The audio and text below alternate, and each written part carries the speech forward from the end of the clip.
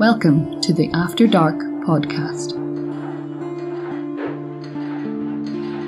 with Anthony James and Konrad.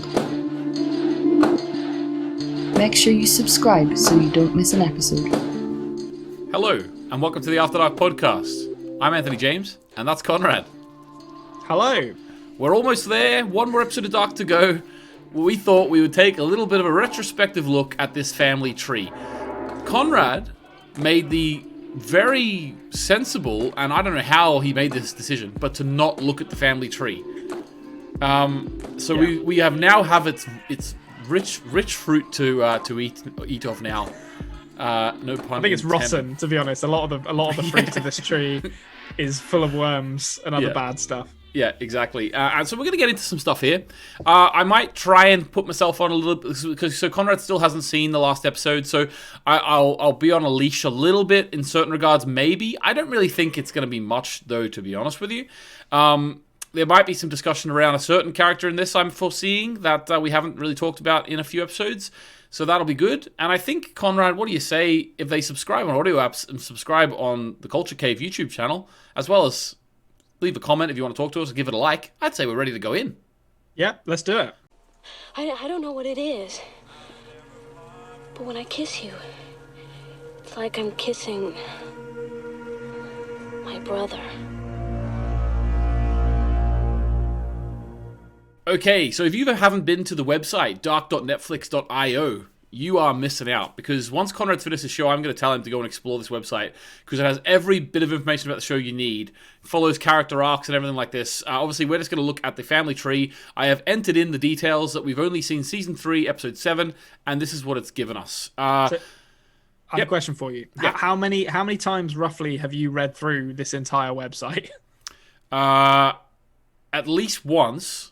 Okay. I will say, but there's some characters I've read through multiple times. Okay. It's like, because basically every picture on this, for the audio listeners, Konrad can actually see the family tree. I'm going to say everything out loud for you, so you will be able to follow us. But Konrad can actually see it. So like basically, we are on the correct thing. So no matter what I click here, it's not going to give you a spoiler. Because it cannot give us something that we don't want to see. So let's just click on Agnes, Prime Agnes Nielsen here, right? Sure, yeah. Everyone you go into, it actually gives you all the information. If I want to scroll down through her story, it shows me her birth, everything. It shows you her whole life. So this is a way for you to properly be able to keep up to date with the characters of the show, okay? Okay, yeah. So if you are on a rewatch, Konrad, or when we come around to doing it with Emmett, when we're doing the season per week, if you want to catch up on stuff rather than watching the show, you can just do it on this website. All right. Yeah. So let's start off with our most recent revelation. And basically, I probably will have already played the Wincest theme, because this thing's going to be all about Wincest.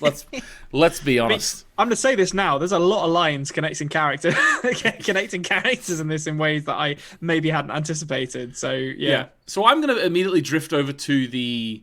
Because you see, there's a lot of people on the alt side we don't really know. A lot of blank faces on the alt side, but the connections are still there. So we're going to go over to the Prime side, and just so you know, this is canon. This is official website from the creators of the show. Okay, so no one's like shipped Peter Doppler and Marta into a relationship on this site. No, exactly. Okay. They are keeping stum about the whole Alexander is a Yasin thing. Yeah, but that's just to be expected. Yasin isn't on this tree, I don't think, and that's for a reason. Okay, so basically we had the revelation that Hannah Konrad and Egon had a baby, Celia. Now that was one of the revelations. Now obviously straight away we can see some lines connecting here, because Celia eventually gets with Bartos, which means, just going to zoom out a little bit here, Konrad. What does that mean? Look at this. Oh no. So wait, hold on. Bartels. Okay. I had my everyone is a Nielsen theory, but now it appears like everyone is a Tiedemann based on what we're getting out of this. Like, so because Bartos is the great. Wait, what was Egon to him? His great grandfather. Yeah. Yeah, so Egon's his great grandfather, and then his children are Noah and Agnes. Yeah, so basically everyone comes from Egon, but is what I'm getting from this part of the family tree. So you've got Egon and Doris. They produce Claudia, and who gets with and this also confirms that theory I had. I guess this isn't coming up in episode 8. The Regina is a child of Tronte and Claudia's infidelity.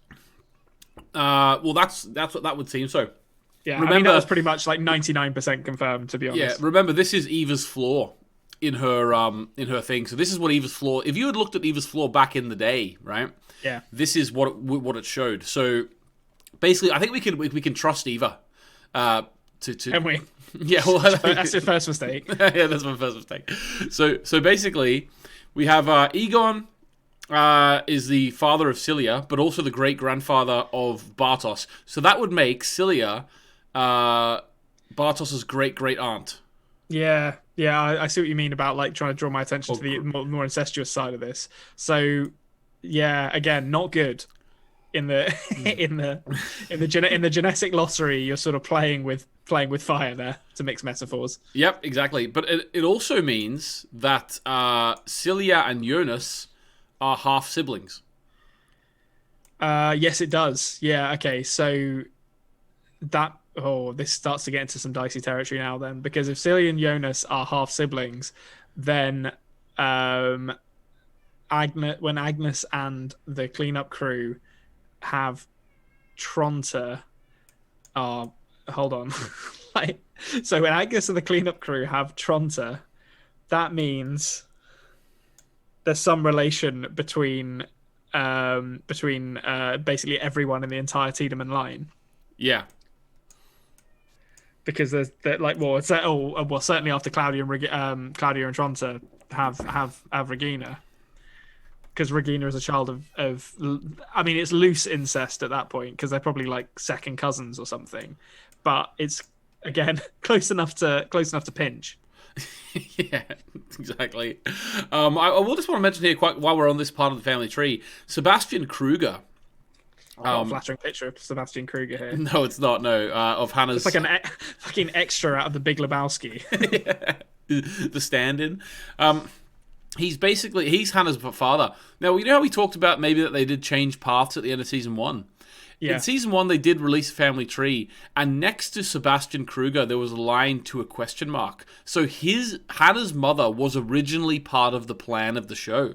Oh, okay. And then they sort of abandoned that because they've moved away, unless it comes up in the last episode. Yeah, so there we go. We also Daniel Konrad here, who is Ines Konrad's father, and he's got an abortion, guy. So if you need an abortion, get in touch. Yeah. I'm not that surprised not to see his wife represented on this, to be honest. It seems like the fact that he's married and there is a woman in his life is entirely secondary to Daniel Konrad's existence. So he's another one who, in the original plan in season 1, in the official family tree that they had, he had a question mark next to him too.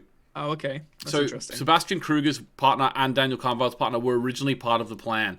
I think it probably originally, in my mind, it was going to be similar idea of a big mess of incestuous family tree knot, except it was going to stay. I don't think it was originally going to be like literally like Power Rangers-esque in terms of like sending people out and doing stuff. I don't think it was going to be like that, but it ended up being that way. Okay, so that's the Tiedemann part, according to Eva's flaw.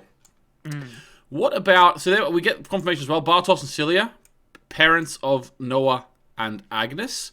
Yep. Now, Noah is not connected to anyone here, but he does appear somewhere else on the family tree, so don't worry about that. We know that. So here in the middle is Gary.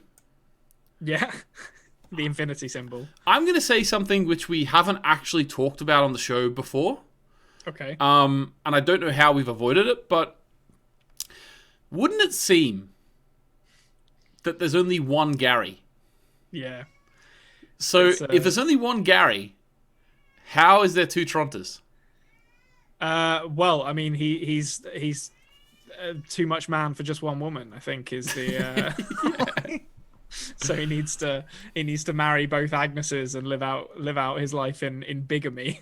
Like I think the marriage part of it maybe is in a bit of a question at this point. I don't know if they actually officially went through with the marriage. He's a priest. Yeah, he can do it. The way I sort of always saw it was that perhaps like, you know, the unknown Gary. Obviously, he's been going around cleaning everything up, clean up crew, doing basically his mother's bidding. I view this creation of Tronta as a bit of a job on the list of old Gary. That's how I sort of view it. Yeah, I think so.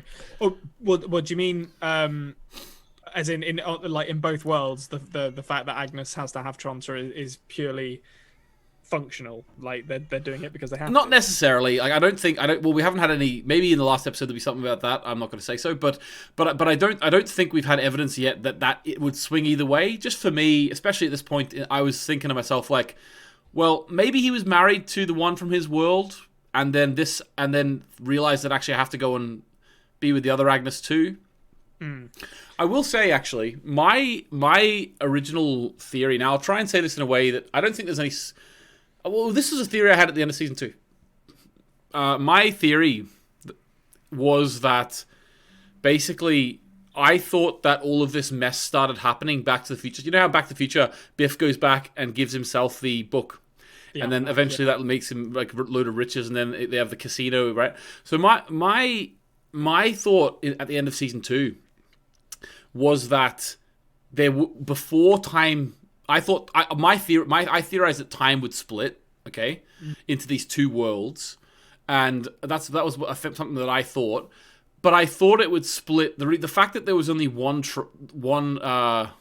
Because they released this image, and this is why we didn't go through this in my theories video back in the day, back at the end of season 2. We didn't go through this because they released this image with the infinity symbol on Eva's floor, and I didn't want to give you that spoiler. So basically, I theorized, but because there was only one father of Tronta, I sort of theorized that before the split in time happened. Obviously, that was all my theory. We didn't even know if a split in time was going to happen. Still don't. But whenever I theorized that there would be a split in time, but before the split in time was when Tronta was born. So Tronta was only born once, and then the split happens, which creates the two Trontas. That was my idea. But he'd still need to have the Nielsen's, the Nielsen family line in both worlds with Yana, right? Like at some point, someone's going to have sex with people in both. Yeah, worlds. to create Jonas in the first place. Yeah. But at that time, though, I didn't know that. I guess if you don't know the infinity symbol was going to end up being the child of Jonas and Marta. I mean, I think it's all a sort of a predetermined bootstrap paradoxy thing anyway. So it could have worked that way anyway. But anyway, that's what I was still thinking. I was thinking there was only one Tronta, and then the world split, and we had two Trontas. That's what I thought. Yeah. All right. So now let's have a look. Here we go. We get confirmation of who Herman Elbers is. Okay. So the farmer with his dead sheep. Yeah. So that's Katarina's father. Okay. You might notice he is called Elbers. She was called Elbers when she was 12. I think that proves that she has at least one stage in her life been the victim of abuse from her own family. And I also believe that proves that Katarina Elbers or Nielsen is a product of incest. So you think they're related? Like I think these two might be siblings. I think siblings or cousins, potentially young uncle. Like my father had an uncle who was only 7 years older than him. You know. Well, in that case, I'm glad his sheep died. Oh yeah. Kill. Not for the sheep. The sheep didn't deserve it, but he deserved it. He deserved it. I'm glad he's not going to get any or maybe he'll turn up in episode 8. Somehow I doubt it, but yeah. We never know. Now, unfortunately, the perfect match that was Jonas and Marta.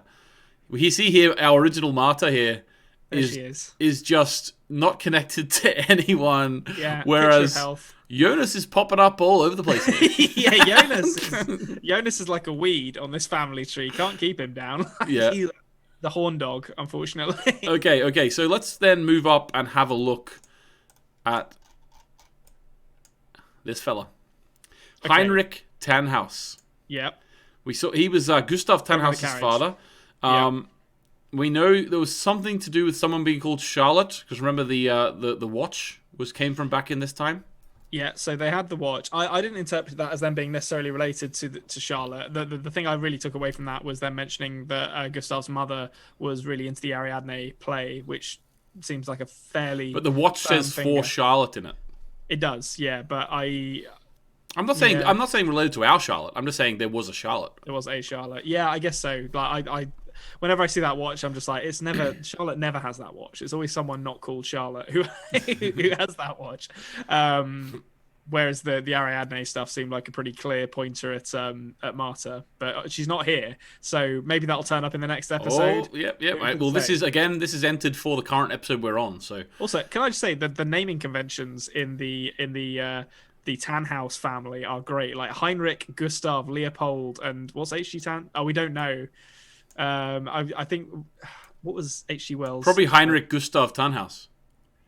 Oh, maybe. Yeah, I can't remember what the HG and HG Wells stands for, which is presumably what that name is a reference to. But yeah, maybe it's Heinrich Gustav. All right, so then Charlotte is obviously adopted by HG. Yeah. She gets with Peter. Then we have Charlotte doesn't have a double-edged line or like a circle to indicate the cyclical nature of her relationship with Ellie. No. That's a shame. Yeah. Well, actually, if you look here, look. It's like going down and then in here and then down here, up here. Yeah, I guess so. Yeah. So there is kind of it's not really, you could draw it as a circle, but they're done with straight lines. Francisca, so far in the show, there's been no child of Francisca and Magnus. Yeah, I wonder whether we will see that at this point. I guess there's every chance it could happen, but I feel like a child would have been mentioned at this point. But we'll see. Yeah, well, again, like I'm just sort of spitballing here for where we are up to because I don't want to give anything away, but just for the sake of the lols. They might have realized that they were distant cousins and decided, probably enough incest in this tree here. Yeah, I don't want to deal with a baby with web feet if I can help it. Yeah, exactly. Also, Francisca in the first season does seem like someone who might make the decision not to have children. Yep, entirely possible. She's a very independent woman. Which is a very respectable decision. You don't need to have children. No, nothing like that. Right, so let's go up here. Now, this is the part where... Oh, here we go. Now we're getting into things. Now, this is stuff that obviously you might think this is a spoiler, but it's not a spoiler because I put in the correct episode time. Yeah. So basically, on Eva's floor, there are these random names here, which we are left to decide upon ourselves what they mean. So, Burnt Doppler, obviously... And Greta Doppler. You might notice here, it's confirmed in the family tree now that Helga is not a product of Burnt. No, Anatol Veliev. Who the fuck is that? I think the best... Now, we know that she said something to the effect of was conceived in sin or something like that. Yeah. She has said it was conceived through either adultery or rape or some extramarital affair. So basically, the fandom, I think, has settled on this being an allusion to the phenomena of soldiers from World War II, foreign and domestic, I think, raping women who in the local women. So I think this is an allusion to this being a soldier from a different country. Yeah, I mean, it would make sense with the Russian name. To be honest. Yep, and then here we go. Peter Doppler, Helga Doppler, Ulla Schmidt. Yeah. Okay. So we don't know any Schmidts. And yeah, Ulla is not a name I've seen before, unless it's been written down somewhere and I've missed it. Ulla. Well, this is the thing. I went down this rabbit hole. I don't think it's the same character because this Ulla has passed away, according to Peter. But Ulla Schmidt is the same name. Ulla is the same name as Obendorf, the mother of Eric. Ulla Obendorf. Oh, okay. But I don't think it's the same character. This character has passed away. This, to be honest with you, is a source of frustration for a lot of fans. See us talking about these characters. People might think that this is spoilerific, and people might be annoyed that we're doing this before the finale. But you know what? I'm past caring at this point. This is not spoilerific. We're on a website that literally is for you getting through the show so you understand it. We're rewarding Konrad for holding out for like 4 episodes without looking at this. And I mean, if stuff like this ends up being important. I'm knowing a character's name, like none of these names mean anything to me. So finding out Helga's married or Helga produced Doppler with a woman called Ulla Schmidt tells me literally nothing because I have no context for that name whatsoever. It's like, who was she? Is that an anagram of Hanno Tauber? Because I said that I said that like actually no, I think I said Helga was Noah's son. So that joke doesn't even work. But it could be anyone. Yeah, exactly. Okay, so Ulla Schmidt, this is a source of frustration for a lot of fans. They don't. Okay. A lot of fans think this is one of the biggest annoyances of the show is that we didn't actually ever meet Peter's mother. Yeah. I think it's interesting because we didn't meet Hannah's mother. A lot of people. I think Sebastian Kruger. Let's be honest, he's divorced. Like, her mother was well out of the picture by the time we met her. Look at that man. That's a divorced man. Yeah. But I think the frustration comes from the black and white photo in Adam's lair of Peter. Yeah. Right. Yeah. That's like one leading big. us down a rabbit hole. That's a red herring. But I think it's also because Helga's such a weird guy, and he's like very childlike, and people really wonder who he would be with. Yeah, that he doesn't seem like he's very adept at romance, to be honest. So this has made me theorize in the past just for fun that maybe she was a prostitute. You know. Yeah, all right, yeah, a bang maid to borrow the parlance of It's Always Sunny in Philadelphia. But I think probably just because it was so many red herrings in terms of Peter, like he arrived late in Winden. There was a black and white photo of him. I think the fact that it was just nothing annoyed people. You'll also get people. You'll also get random people coming in comments and saying, "So what? The Alexander storyline was nothing." It's like, what are you talking about? It wasn't nothing. That was a massive storyline. What are you talking about? Yeah, like cause the apocalypse. Like what we're essentially saying here is that Rey is Peter Doppler is the Rey Skywalker of Dark. Yeah. Although actually no, they reverse course on that, and the spoilers for The Last Jedi, I guess. But like at the end of what's the middle one called? Is it Rise of Skywalker? Last Jedi. Last Jedi is the Rian Johnson one. Yeah. Yeah, so at the end of that one, where it's like your parents aren't anyone important, that's where Peter Doppler sits in the. Maybe they'll do a spin-off. Yeah. And he'll end up the end of at the end of episode 8, he's like, "My name's Peter Nielsen." It's like, oh shit. Yeah, exactly. I'm holding my breath for that, to be honest with you. But can't wait. But yeah, like the biggest annoyance I have, and I think some of our viewers might share this view of these people, but I'm just going to be honest, it does annoy me because I see it a lot, and I've got to the point when I see it on Reddit and see it in comments now, I just don't even engage anymore because I've tried to explain it so many times, or just like the amount of people who always say to me, now where the hell are they? Yeah, the amount of people that say to me, I'm sorry, like these literally once a week on the Reddit, someone puts this as a big text post. Okay, the one thing that annoyed me about Dark, I'm sorry, what was the point of Magnus and Francisca? Like, I just, I can't. It's a nice love story. I can't do it anymore. I can't. Listen, I can't engage with that sort of thinking anymore. I'm gonna say this now as someone who has never engaged with the subreddit and probably never will.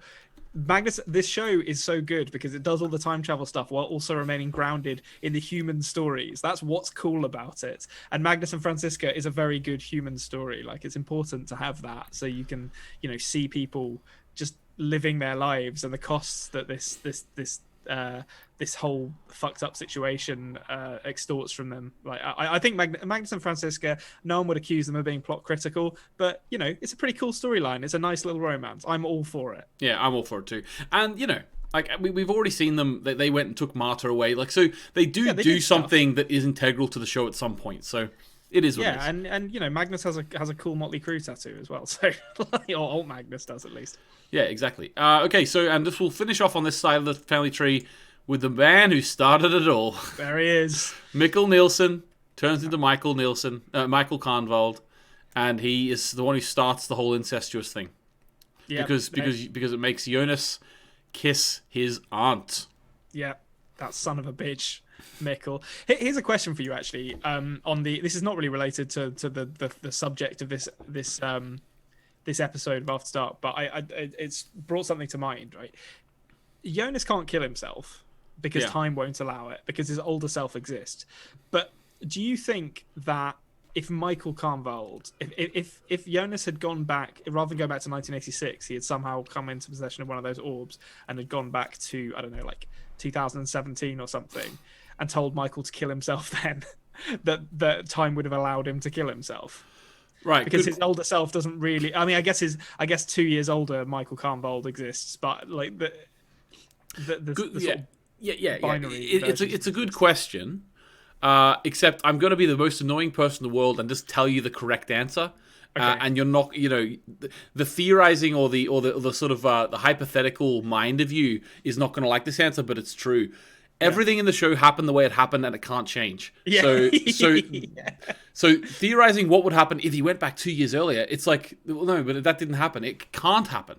Yeah. And so I don't even care about having that conversation. To our audio listeners, if you just heard a loud bang, that was the sound of Anthony bursting my balloon. So. Yeah.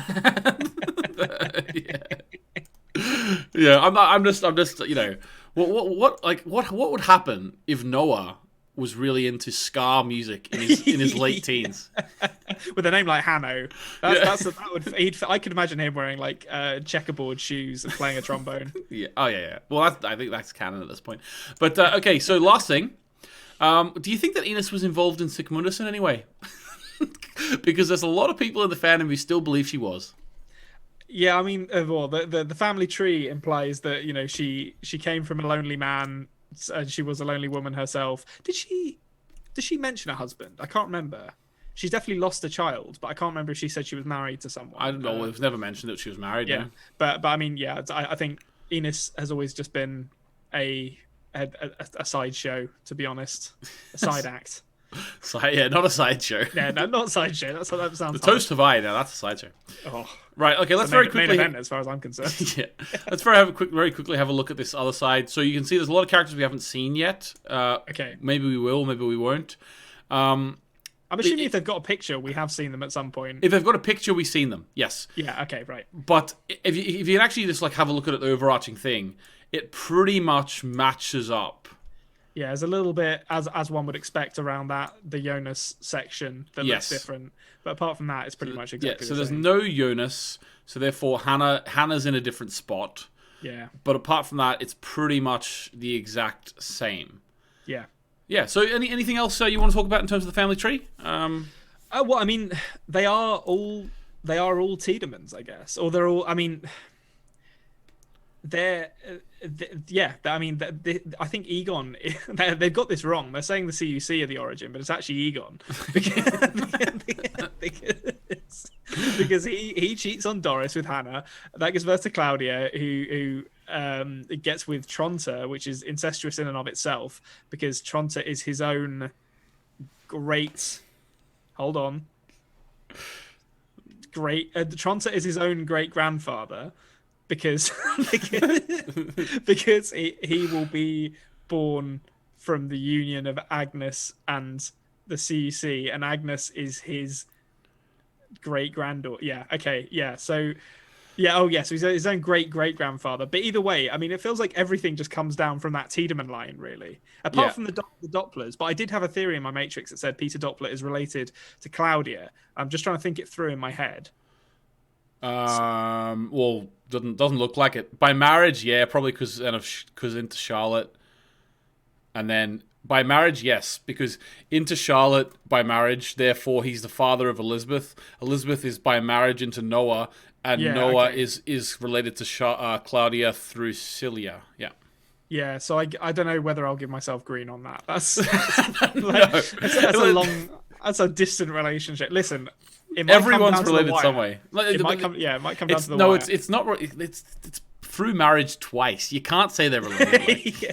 Listen, if I had a rich relative that I was related to through marriage twice, you better believe I'd be claiming them as a relative. Be like knocking their door down, be like, "Hello, friend, distant cousin. Let's get close to each other so I can be in your will."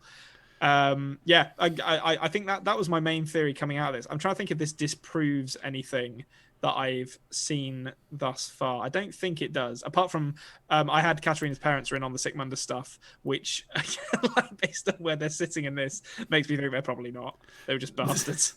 Yeah. Okay, so that's pretty much that. I think I will just state, for anyone who's like sort of worried about also, I have continuously told Konrad, this is the website. I've clicked season 3, episode 7. This could change. Extra things could be added in, more faces could, So this is where he's up to at this point. Having said that, it's also at this point, it's a representation of what is on Eva's floor. So if Konrad had been like the rest of us and paused the screen and properly looked at it, he would have known this 6 episodes ago. At that point, he would have listen, most people, if not all people listening to this podcast, whenever we found out that future girl's name was Celia, we all knew what was happening, because on that family tree we had already seen that Bartos and Celia have Noah and Agnes. Yeah, and like, so this is aside from the one or two times that family tree has been shown on screen. This is the first time I'm seeing it, and this is the first time I'm properly analysing it. And to be honest, this is only the second time I've been to this website. The first time was you sent me a link just after our first episode and said, "Oh, this is quite cool to check out." And then like 5 minutes later, sent me a message being like, "Actually, there's a few things on here that might be slightly spoilery, so don't look at it." So that was like 6 months ago, and I haven't been on this website since. Yeah. So the reason why the spoilery stuff, if I'm honest with you, was the fact that in episode 1, if you go to this website and go to episode 1, season 1. Egon Tiedemann is on it, and that really annoyed me because Egon Tiedemann doesn't appear till the 3rd episode, so that already shows you that we're going to be in different time zones. So that's why I told you not to go to it anymore. Yeah, but I mean, generally speaking, I haven't really been spoiled on anything, and I don't view this as spoiling anything because, as you say, I would have got this information if I'd have looked at the floor. Exactly. Okay, so let's do some questions now. What do you think? Yeah, let's do it. A stranger from the outside. Okay, the first question we are going to ask today comes from an email, and it says, assuming Enos never took into consideration that Mikkel's stories, including the letter, might be true, and giving her credit as someone medically trained, does Konrad still doubt her as a genuine, caring mother? And considering judgment, uninformed about time shit of the circumstances, Michael's best option to grow up as healthy as possible. So basically the question is, do you think that she was actually right in drugging him to make him normal, or forget, because she's medically trained? Should we give her the benefit of the doubt, basically, that she was actually doing it because she cares about him and not just trying to entrap a child? I mean, I don't think those ideas are mutually exclusive. Like, she does obviously care about him. I think she cares about him a huge amount. One might say too much, because he represents to her her last chance to have a child, I think. So she is infatuated with him. I think she does love him, and she wants to keep him safe. But she also is guilty of thinking that she is the only one who can keep him safe. So I don't think we should excuse her for drugging a child to keep them docile and stop them from trying to pursue a passage back to their correct time. Mm-hmm. But I guess ultimately it's difficult, because where we're sitting, we know that, as you've said in this recording, that what has happened will always happen and will always continue to happen.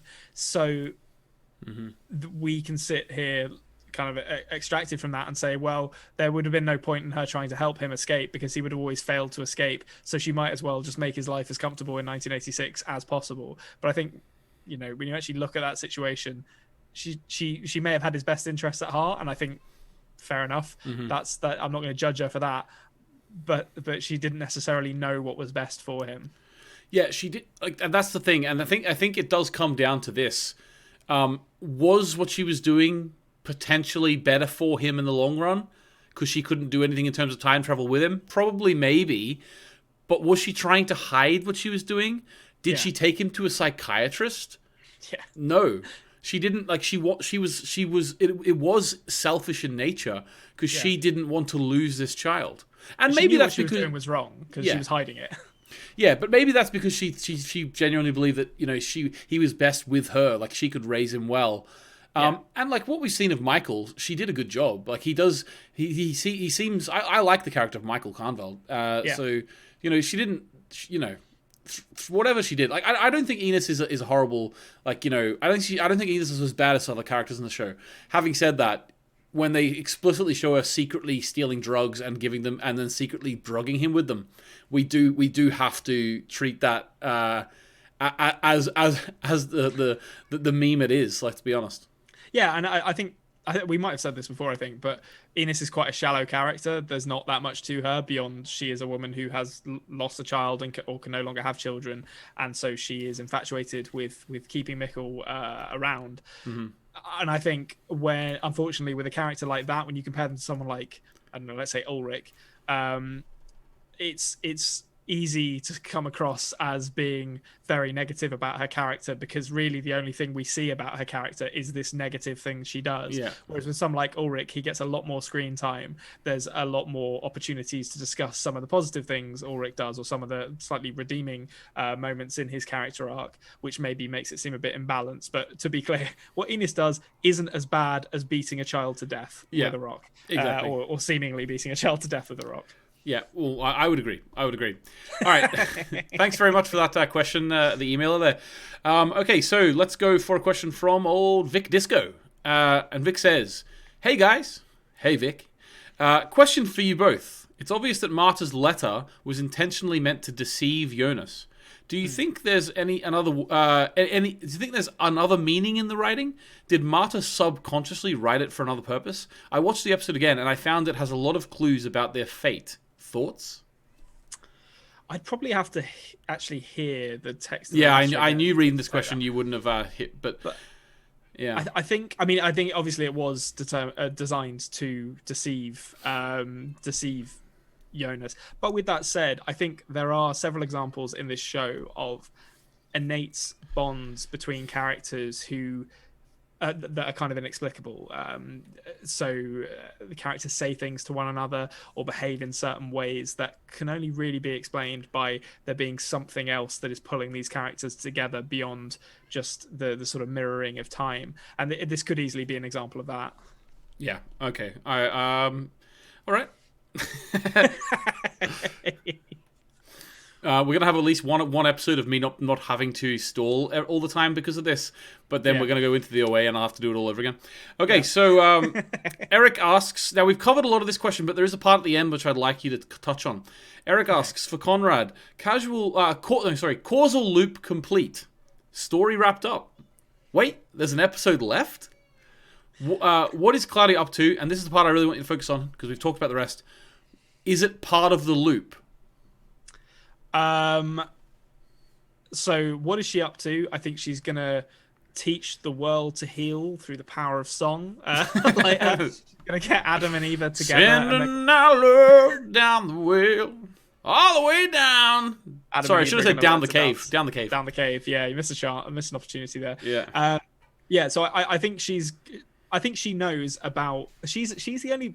This is the. I feel like this show is basically very, very subtly extolling the virtues of listening to science, because she's the only fucking scientist in this show, and she's the one who's like, no, this is how the physics of this situation work. Just stop touching things and listen to me. All right? That's kind of what she's doing, I think. So I think she's figured out, if my theory is right, that there is this kind of third world, that the split, this origin world that the split actually came from, and she needs to. She's figured out a way to kind of like reverse engineer that, but it is going to require Eva and Adam, I guess, to cooperate. As to what that will look like, I really have no idea. But the idea of this being part of the loop, I don't think so. I think everything we see in episode 8 is not part of the loop. That's my call on that. Okay, interesting. We have also like that. There's no conclusive evidence of anything in either direction at this point. But it's interesting that you say that you think it won't be. But that question is still in the air. Whether what Claudia is doing is still in the loop. I will say, however, we have talked in the past, Konrad, haven't we, about the idea that now that there's the splitting happens, that we've got two realities. Like, does the loop exist across both realities, or is it just that those, like, whenever they save Jonas, in my mind, because that Jonas went into the reality without Eva, it's like they stole him from his reality. So in my mind, it's okay if the loop exists in one reality. That's all it needs to exist in, you know? Yeah, I think that's right. I mean, that's what the infinity symbol diagram kind of demonstrates, that like it'll always loop back on itself through one reality or another, so it doesn't really matter if it's only in one. Yeah, exactly. Okay, Belinda, Konrad, what if any were the big surprises in this episode for you? They were mainly, there weren't really that many plot surprises, I don't think. Just the family reveal stuff to get your like the Celia and Bartov stuff. Obviously, yeah. So the Celia and Bartov stuff and the Noah Bartov stuff was awesome. I sort of managed to predict it a little bit ahead of time, but it was still, I guess, surprising to me. It was a pleasant surprise to have it confirmed, and also old Claudia showing back up at the end of the loop, if that is indeed what it is, was awesome. I think the really surprising stuff to me though was. It was more kind of like low-key character work, like the bit where Jonas tries to kill himself. Oh, well, I mean, yeah, like he tries to hang himself. I was gonna say he like does kill himself and then like time intervenes, but I'm not gonna get into that again. It's too complicated. Well, young Helga, two Helgas. We don't know. We've got another episode. Technically, there are two Helgas. Like, you are right. Should we give you that? I'm not going to retroactively go back and take points away from myself, but I will go back and give myself points if push comes to shove. When you said there were two Helgas way back in season 1, I remember in my head I was like, "Oh my god, he's called it already. He's done it again." I was completely wrong.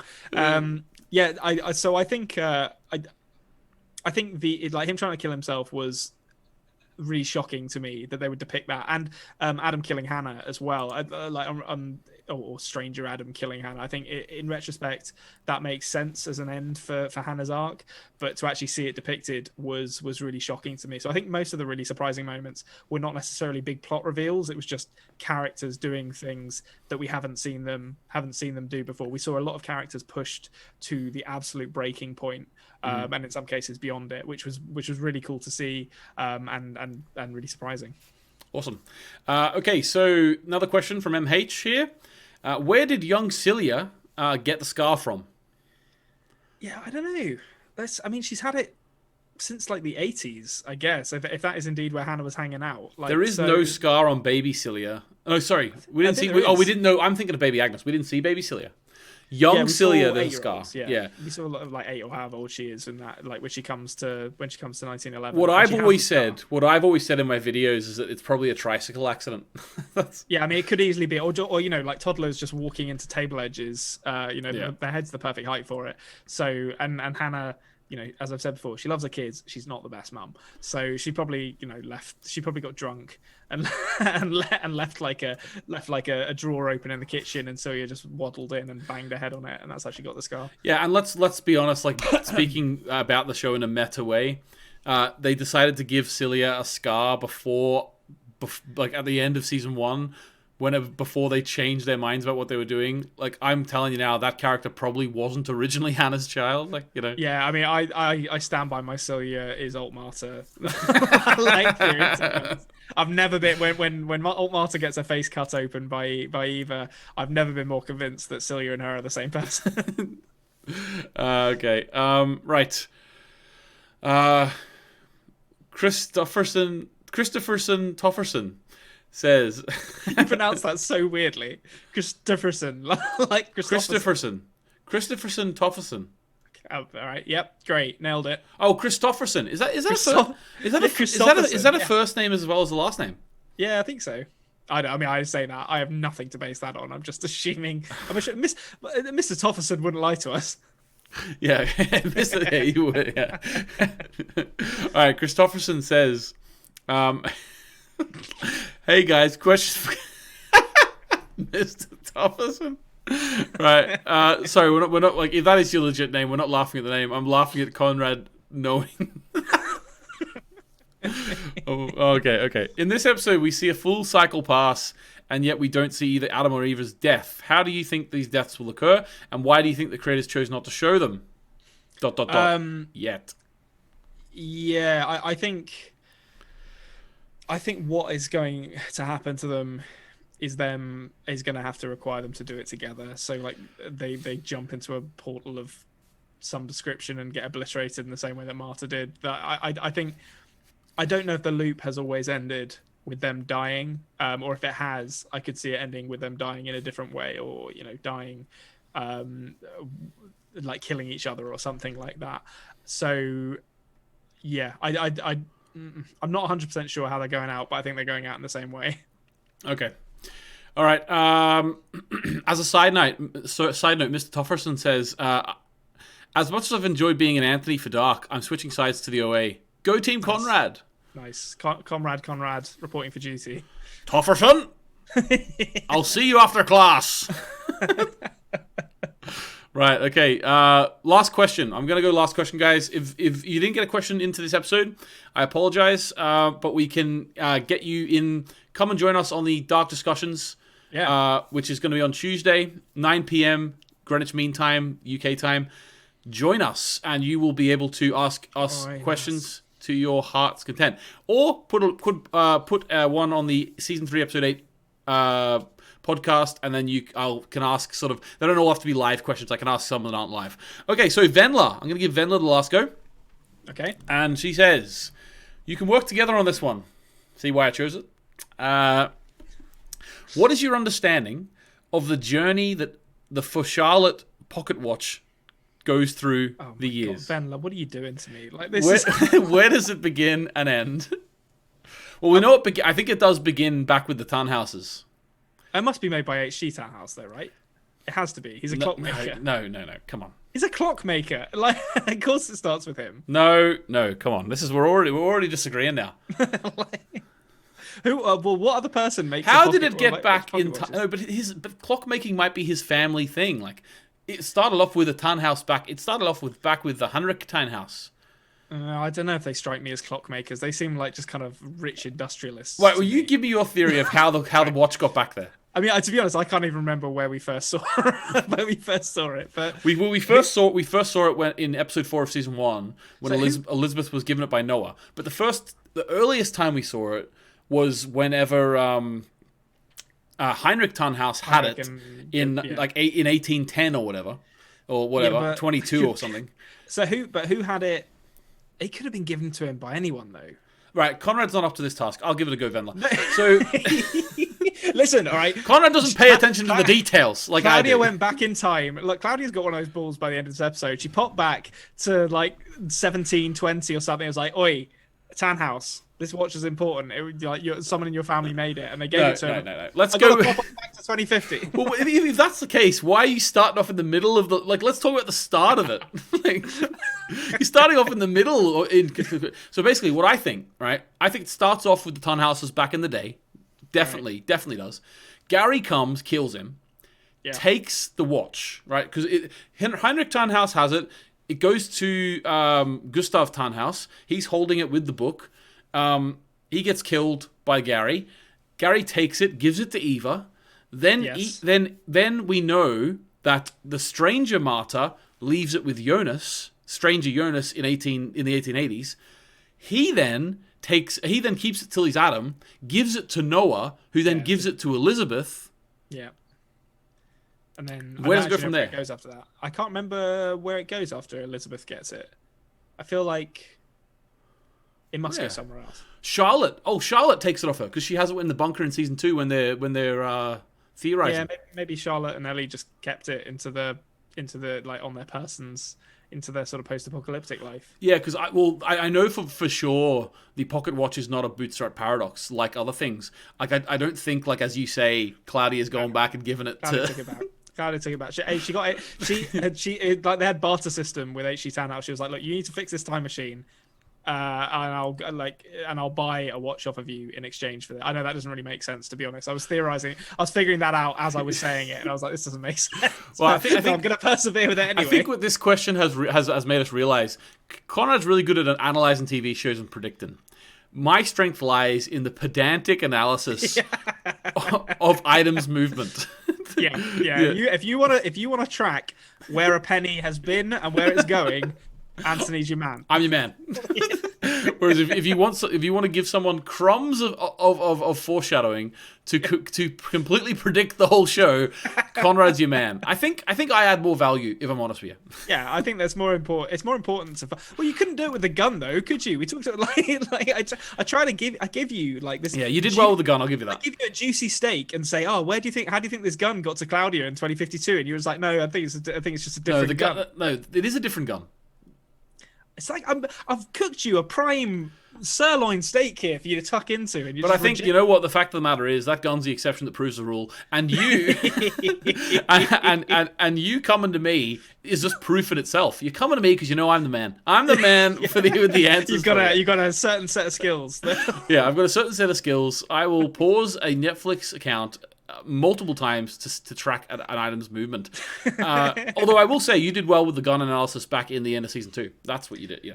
Yeah, that was fun. I did enjoy doing that. But I mean, that was all in one episode. Like, if it's in one episode, I can do it. But as soon as we go episode, that's why when Vendler initially asked this question, I was like, I've got no fucking idea where this watch started or finished. Like, there's a video on YouTube of someone who tracked the time machine, like the 33-year time machine, from its beginning to its end, and it's just coming. It's literally spending 10 seconds, 30 seconds on each, 10 seconds, 20 seconds on each point, and in text it says where it is. It's a 25-minute video. Oh my god, yeah! Like I will watch that when this series finished, and I have nothing but admiration for people who are able to follow that kind of stuff. Because anything with science or anything with stuff moving around, just like, you know what, I'll see the watch when I see it. Like, you know what, I trust you to show me when that's important, TV show, because I'm gonna that's in the back of the head now. All right, excellent. Right, well, guys, there we go. That is episode 32 of the After Dark podcast. The next episode is going to be season 3, episode 8. We've done it. We're almost there, so it's going to be great. Thanks very much for coming with us on this journey. I'm really looking forward to the next journey. We've got a whole lot of ideas for the future. We're thinking about Twin Peaks. We're thinking about Glitch. We're thinking about possibly The Leftovers. We're thinking about Equinox, which has just come out. 1899. Guys, there's loads in the future for this podcast, and we're really, really looking forward to it. So come with us on this journey as Konrad predicts every show ever. All right, Konrad, I'm just going to say goodbye. Goodbye. Thank you for listening to the After Dark podcast. Make sure you subscribe so you don't miss an episode.